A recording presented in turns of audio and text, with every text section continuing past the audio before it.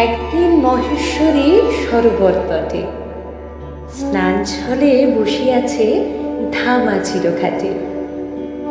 শ্রীঅঙ্গ মার্জনা বসে করেন শঙ্করী। হেনকালে শঙ্খ লয়ে আইল শাঁখারি।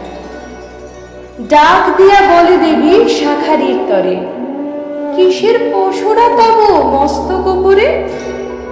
শাঁখারি বলিছে, ভানু দত্ত মোর নাম, শঙ্খ বেচিবারে আমি যাব কিলোগ্রাম।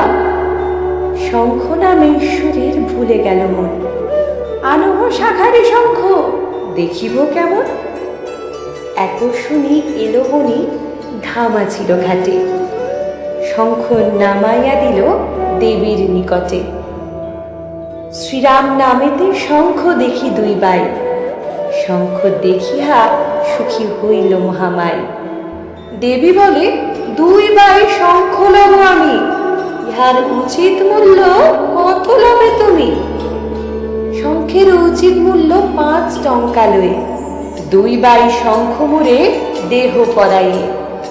বণিক বলিল, তুমি একা আছো মাই, তোমারে পরাতে শঙ্খ মনে ভয় পাই। কাহারও বহুরি তুমি, কাহারও ঝিয়ারি, তুমি শঙ্খ পরিলে কে দেবে টাকা করি?